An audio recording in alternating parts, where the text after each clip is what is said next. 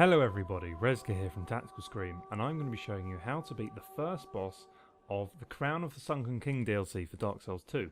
She's called Elana, the Squalid Queen, and she's basically a carbon copy of Nashandra, which is the final boss of the main game. So, presumably, you've beaten the main game. I know a couple of you won't have, but if you have, you'll know exactly how this fight is going to work. There are a couple of twists, but as you see, I recommend summoning in Steelheart Ellie, because she can tank a couple of the additional mobs that are going to be summoned. So it's a fairly straightforward fight. One thing to note is that she's very, very resistant to lightning attacks.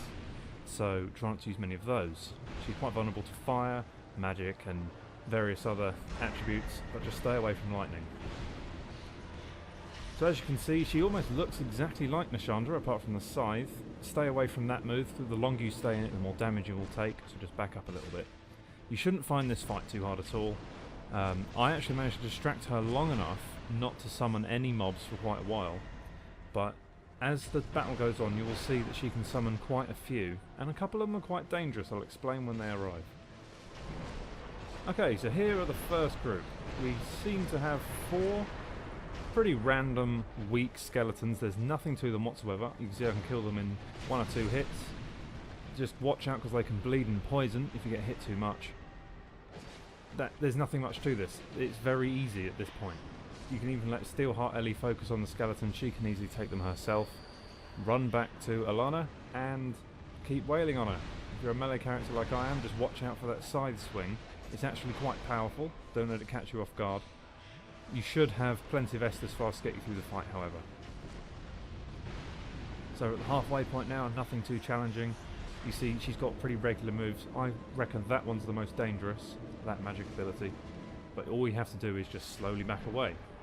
Here's where the fight gets interesting. When you get her to around 75 or 50% of your health, it depends how quickly you do it, she will summon in an old friend that you will probably have met before, Velstat. I didn't even bother trying to fight him. I recommend you don't.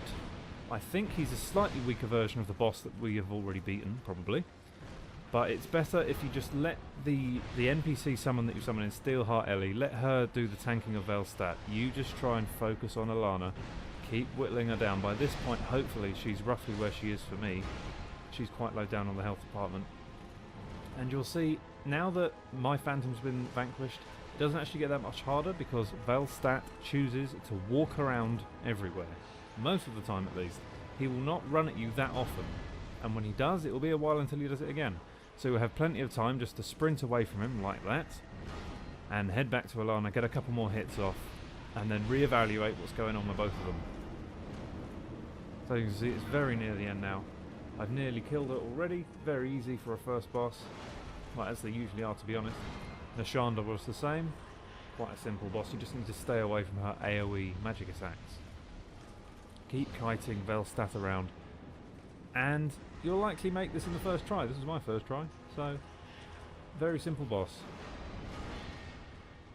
Make sure to block Velstat's attacks because, as before, he hits like a truck.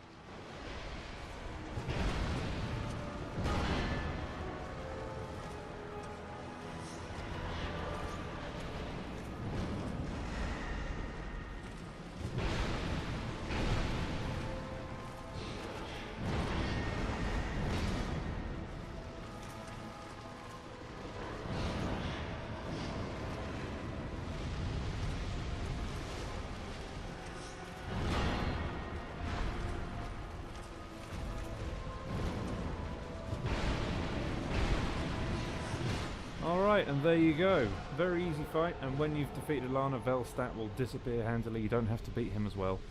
So that's it. That is Elana, the first boss of the Crown of the Sunken King. Thank you very much for watching. I hope this has helped, and I'll see you in the next video. Bye bye.